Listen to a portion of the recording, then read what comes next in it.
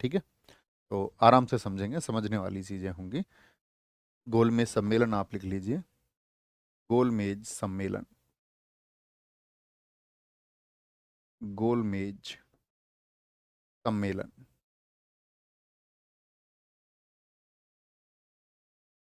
जिनको हम बोलेंगे आपका राउंड टेबल कॉन्फ्रेंस,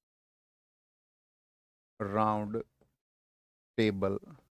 अब ये राउंड टेबल कॉन्फ्रेंस है क्या दरअसल में, तो इसका थोड़ा सा बैकग्राउंड समझें।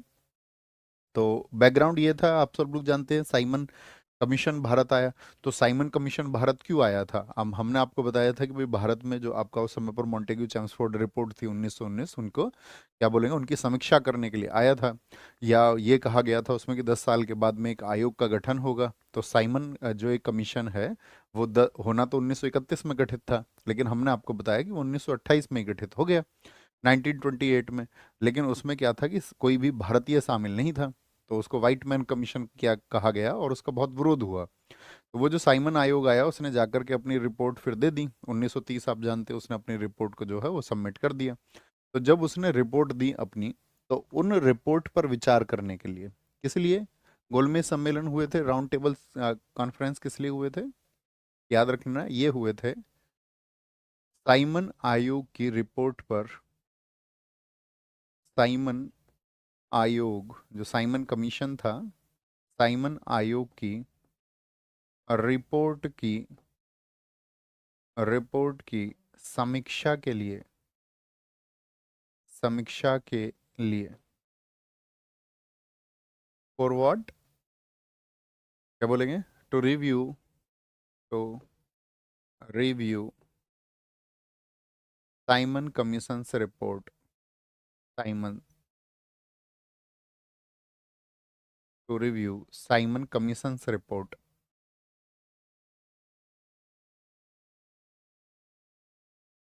रिपोर्ट। बात क्लियर है भैया कि भाई क्या रिपोर्ट दी है, किस तरह से, क्योंकि वो भविष्य में भारत के संविधान में क्या रिफॉर्म्स होंगे, क्या परिवर्तन होंगे, इसके लिए। ठीक है, अब देखेंगे तो ये चीजें हुई कहाँ पर, ये लिखना, इसका स्थान कहाँ था, किस स्थान पर होते थे गोलमेज सम्मेलन, प्लेस क्या था, तो स्थान था आपका Saint James Palace, Saint James Palace, जिसको आज बर्मिंघम पैलेस के नाम से जाना जाता है, बर्मिंघम पैलेस, जहां पर आपका ब्रिटेन का राजा रानी रहते हैं, सेंट जेम्स पैलेस। और ये पैलेस कहाँ पर स्थित था, ये पैलेस था आपका लंदन में, ठीक है, लंदन में। और इस समय पर अगर हम बोले कि सम्राट कौन था आपका, जो ब्रिटेन का सम्राट था, तो ब्रिटेन का सम्राट था इस समय पे जॉर्ज पंचम। बहुत पूछा जाता है गोलमेज सम्मेलन के समय सम्राट कौन था। इस समय पर प्राइम मिनिस्टर कौन था ब्रिटेन का, प्रधानमंत्री, तो प्रधानमंत्री था आपका, कौन था प्रधानमंत्री आपका, उसका नाम था रैम जे मैकडोनाल्ड, रैम जे मैकडोनाल्ड, मैकडोनाल्ड। पहले इसका ओवरव्यू लिख लीजिए, तब बातें हम आपको बताएंगे, तो रैम जे मैकडोनाल्ड। और कितने गोलमेज सम्मेलन हुए, कितने गोलमेज सम्मेलन हुए, तो कुल कुल 3 गोलमेज सम्मेलन हुए, कुल 3 गोलमेज सम्मेलन हुए।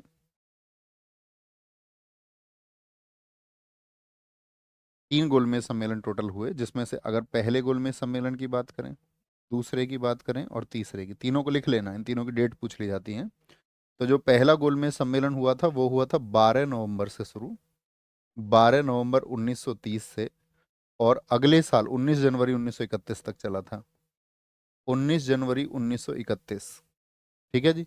दूसरा अगले वर्ष 1900 आपका 31 में ये खत्म हुआ, और दूसरा हुआ सितंबर में, 7 सितंबर 1931 से लेकर के 2 दिसंबर, कहीं कहीं उसको 1 दिसंबर लिखा होता है, लेकिन वो आपका एकदम से ठीक डेट है 2 दिसंबर 1931। तीसरा है आपका 17 नवंबर अगले वर्ष में 1932 से लेकर के, और 24 दिसंबर, 24 दिसंबर 1932 तक। ठीक है, तो यहाँ याद रख लेना, दूसरे की डेट 2 है और तीसरे की 24 दिसंबर है। ठीक है, यहाँ क्या है डेट आपका, पहले और तीसरे की शुरुआत जो है वो नवंबर है, और यहाँ पर आपका सितंबर से शुरुआत है दूसरे की, सितंबर से। तो जनरली डेट्स नहीं पूछी जाती हैं। तो पहला क्या बोलेंगे, जो पहला गोलमेज सम्मेलन हुआ वो हुआ आपका 12 नवंबर से लेकर के 19 जनवरी 1931 तक। तो अगर बोलें तो ईयर एंड पे शुरू हुआ और अगले ईयर के शुरुआत तक चला। बात क्लियर है। यहाँ तक की बात क्लियर है सारी। ये इसका टोटल एक ओवरव्यू है कि गोलमेज सम्मेलन हुए। अब देखो, सारे गोलमेज सम्मेलन होते थे लंदन में। कहाँ पर होते थे? लंदन में। तीनों के तीनों लंदन में हुए हैं, ऐसा नहीं सोचना है कि तीनों लंदन में नहीं हुए हैं। जैसे पहला हुआ 1931 में, तो इस समय पर जो वाइस राय था, जो भारत में आप जानते हैं कि वाइस राय होने लगा था 1858 के एक्ट के बाद से, तो यहाँ पर वाइस राय पहले गोलमेज सम्मेलन के समय जो था वो था इरविन। कौन था? इरविन पहले के समय पर आपका वाइस राय था। तो बहुत पूछा जाता है ये भी। और इस समय पर जो आपका वाइस राय था, वाइस राय यहाँ पर चेंज हो गया था, क्योंकि इरविन रहा था 1926 से लेकर के 1931 तक। और 1931 में आपका गवर्नर बना था विलिंगडन। कौन? विलिंगडन। और उसके बाद में आपका कौन रहा? विलिंगडन रहा। ठीक है, शुरू करेंगे आराम से, अच्छे से लिखना है इसको। पहले गोलमेज सम्मेलन की बात करते हैं।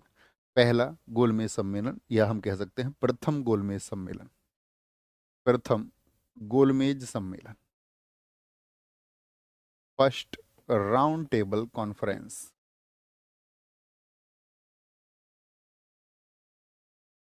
फर्स्ट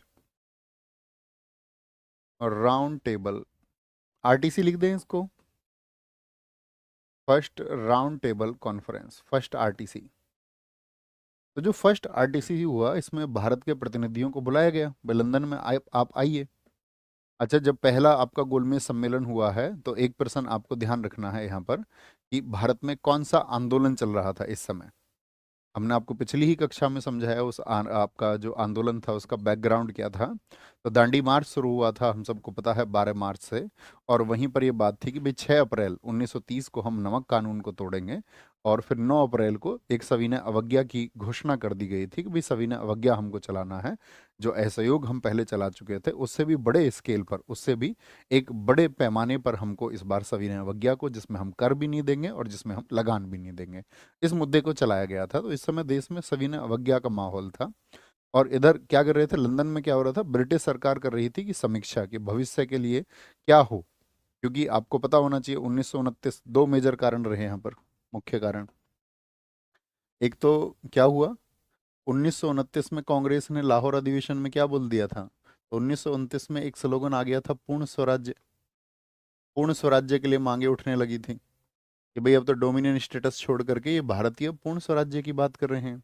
तो पूर्ण स्वराज्य यदि देना पड़ा तो उस समय पे सरकार विचार करने लगी कि भाई कम से कम डोमिनियन स्टेटस तो दे ही दो, नहीं तो कल को पूर्ण स्वराज की मांग आएगी। तो सब मंथन चल रहा था, तो भारतीयों को भी बुलाया गया, जितनी भी रियासतें थीं उन रियासतों को बुलाया गया। और विचार किया गया कि भाई कल को अगर अखिल भारत एक संघ बनेगा तो उसमें रियासतें किस तरह से शामिल होंगी, क्योंकि रियासतें तो क्या कहती थी कि भाई हम तो अपनी स्वायत्तता चाहते हैं, हम तो एकदम से सेपरेट रहेंगे, हम तो नहीं शामिल होंगे क्योंकि कल को हमारी शक्तियां कमजोर होंगी। तो इस तरह से वो जितने भी रिप्रेजेंटेटिव बुलाए कि, और आपका ये बताया गया कि भाई आप भी जिस पक्ष से आए हैं उस पक्ष की बात रखिए। तो कोई आपका एक मुस्लिम पक्ष से भी व्यक्ति गए, है ना, मुस्लिम लीग से। और आपका सिखों से भी व्यक्ति गए कि भाई जिन्होंने सिखों के लिए बात रखी। ठीक है, आपका डिप्रेस्ड क्लास से, यानी कि अछूतों का प्रतिनिधित्व की बाबा साहब भीमराव अंबेडकर ने किया। तो यानी कि सभी वर्गों के, ईसाइयों का पक्ष भी, क्योंकि भारत में उस समय तक ईसाई भी हो चुके थे, तो ईसाइयों का पक्ष भी रखा, जैसे केटी पॉल गए। तो बहुत सारे व्यक्ति गए जिन्होंने अपने अपने क्या बोलेंगे, अपने अपने एक, अगर बात करें, वर्ग का प्रतिनिधित्व किया और उसके लिए बातें रखी। तो वो लोग कौन कौन थे? वो लोग कौन कौन थे? तो यहाँ पे क्वेश्चन बनता है, प्रथम गोलमेज सम्मेलन में लिखना शामिल होने वाले लोग, पर्सन हु पार्टिसिपेटेड, शामिल होने वाले लोग, होने वाले लोग,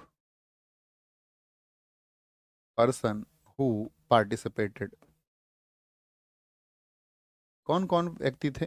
तो जैसे हिंदुओं की तरफ से गए, हिंदू महासभा, हिंदू महासभा की तरफ से जो लोग भेजे गए इसमें, उन्होंने कहा कि भाई जो जो इसमें आके अपनी बात रखना चाहता अपने वर्ग की वो रख सकता है।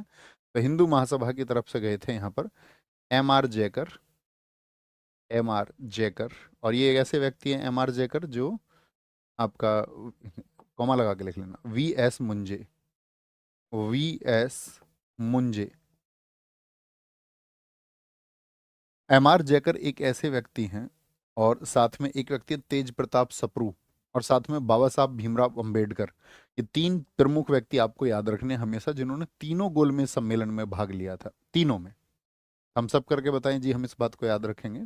तो हिंदू महासभा से तो ये हो गए आपका मुस्लिम लीग से कौन व्यक्ति थे? मुस्लिम लीग से किसने प्रथम गोलमेज सम्मेलन में भाग लिया था, या कौन नहीं था, ऐसे भी पूछ लेता है। मोहम्मद अली जिन्ना। मोहम्मद अली जिन्ना ये मुसलमानों का प्रतिनिधित्व करते हुए वहां पर पहुंचे। दूसरे व्यक्ति थे आपका आगा खां। आगा खां। और तीसरे व्यक्ति थे यहाँ पर मोहम्मद सफ़ी। मोहम्मद सफ़ी। मोहम्मद सफ़ी। ये लोग थे आपका मुस्लिम लीग की तरफ से। और आपका सिखों की तरफ से, किसने पार्टिसिपेट किया था सिखों की समस्याओं को उठाने के लिए? तो वो थे सरदार संपूर्ण सिंह और उज्जवल सिंह। सरदार संपूर्ण सिंह, और उज्जवल सिंह। उज्जवल सिंह। इन लोगों ने क्या किया, पार्टिसिपेट किया सिखों की तरफ से। ईसाई, हमने आपको कहा ईसाइयों की तरफ से कौन गए थे? केटी पॉल। ईसाइयों की तरफ से थे आपका केटी पॉल। केटी पॉल थे। और आपका डिप्रेस्ड क्लास जो थी, डिप्रेस्ड क्लास, यानी कि अछूतों की तरफ से कौन था? तो वो थे आपके B.R. अम्बेडकर, बाबा साहब भीमराव अम्बेडकर। बाबा साहब भीमराव अम्बेडकर थे। देखो इस समय पर डिप्रेस्ड क्लास कहने का हमारा क्या मतलब है, क्योंकि जब तक जुलाई 1935 में भारत शासन अधिनियम नहीं आया, क्योंकि भारत शासन अधिनियम में ही शेड्यूल कास्ट नाम दिया गया, लेकिन इससे पहले तो कौन कौन से नाम प्रचलित थे? जैसे दलित नाम प्रचलित था, या फिर अछूत नाम प्रचलित था, या आपका बाद में महात्मा गांधी जी ने हरिजन, यानी कि आपका हरिजन कह करके उनको पुकारा। तो ये सब नाम क्या थे? ये सब नाम प्रचलित थे। लेकिन तब तक SC एंड ST ये सब प्रचलन में नहीं था। ये 1935 के अधिनियम से आया, तो हम 1935 से अधिनियम से पहले की बात कर रहे हैं। बात क्लियर है कि ये नाम तो 1935 के अधिनियम से आए। यहाँ पर साथी महिला कौन कौन थी? महिला जो ये मोहम्मद सफ़ी हैं, इन्हीं की बेटी थी एक, तो मोहम्मद सफ़ी जो मुस्लिम लीग में लिखवाए मैंने, बेगम जहान आरा। बेगम जहान आरा। बेगम जहान आरा। और आपका दूसरी एक महिला थी यहाँ पर, राधाबाई। राधाबाई सुब्बारामन। राधाबाई सुब्बारामन ये महिला अधिकारों के लिए रिप्रेजेंटेटिव थी, सुब्बारामन। तो कहने का मतलब है इन सब ने जाकर के अपने अपने मत रखे। लेकिन मुझे आप एक बात बताइए, जो मैंने सारी चीज़ें आपको लिखवाई हैं, बहुत सारे लोग थे, लगभग हम कहें तो लगभग 90 लोग यहाँ पर मौजूद थे जो भारत से गए थे, लेकिन उनमें से प्रमुख व्यक्ति ये हैं। हमारा प्रश्न आपसे ये रहेगा कि इस समय पर भारत में जितना भी आंदोलन चल रहा था, उसको लीड करने वाली पार्टी कौन सी थी? जो नेतृत्व था, या बोलें कि भारतीय लोगों का जो विश्वास था, वो किस पार्टी में था इस समय और सबसे अधिक था? तो मुझे बताइए कौन सी पार्टी इस समय पर थी? तो आप कहेंगे 1885 में बनी कांग्रेस पार्टी ही आपका लीड कर रही थी, नेतृत्व कर रही थी। और भारत में जितने भी आंदोलन थे उसमें मैक्सिमम आपका कांग्रेस के नेता होते थे। लेकिन यहाँ पर आप देखिए, क्या कांग्रेस ने पार्टिसिपेट किया है? तो सबने अपने अपने हित की बात की कि भाई हिंदुओं के लिए बात होनी चाहिए। जैसे मोहम्मद अली जिन्ना, इन्होंने कहा कि भाई आपका बाकी वर्गों के लिए भी पृथक निर्वाचन की बात इन्होंने कह दी। जैसे कि 1909 का अधिनियम था, तो आपका सेपरेट इलेक्टोरेट मिल चुका था मुस्लिम वर्ग को, बताइए हाँ या ना? आप कहेंगे हाँ जी, उन्होंने पृथक निर्वाचन तो दे दिया था 1909 में ही। बाद में 1919 का अधिनियम हमने आपको पढ़ाया था। अगर दोस्त आपने नहीं पढ़ा है तो पॉलिटी की क्लासेस में इनको पढ़ना समय रहते हुए आप। 1919 के अधिनियम में क्या हुआ था, जो बाकी सिख थे आपका, इन सबको भी क्या हुआ था, सेपरेट इलेक्टोरेट मिल गया था। ठीक है। तो ये सब यहाँ पर अपने अपने पक्षों की बात रख रहे थे और अधिक प्रिविलेज मांग रहे थे और अधिक अधिकार। ईसाइयों के लिए केटी पॉल। बाबा साहब भीमराव अंबेडकर ने भी बात की कि भाई अगर तुमने मुसलमानों को, सिखों को, इन सबको सेपरेट इलेक्टोरेट दे रखा है, पृथक निर्वाचन दे रखा है, तो ये डिप्रेस्ड क्लास जो है, जो दलित वर्ग है, इस दलित वर्ग को भी आपका क्या देना चाहिए? आपको एक सेपरेट इलेक्टोरेट देना चाहिए, एक पृथक निर्वाचन देना चाहिए। ठीक है। यानी कि पृथक निर्वाचन अब इनको भी मिलना चाहिए। तो सबने अपने अपने मत रखे, सबने अपने मत रखे। लेकिन आप कहेंगे कि एक बड़ा वर्ग कांग्रेस यहाँ पर मौजूद नहीं है, या आप कहें तो पूरे एक देश के बड़े वर्ग का प्रतिनिधित्व करने वाली संस्था कांग्रेस यहाँ पर मौजूद नहीं थी।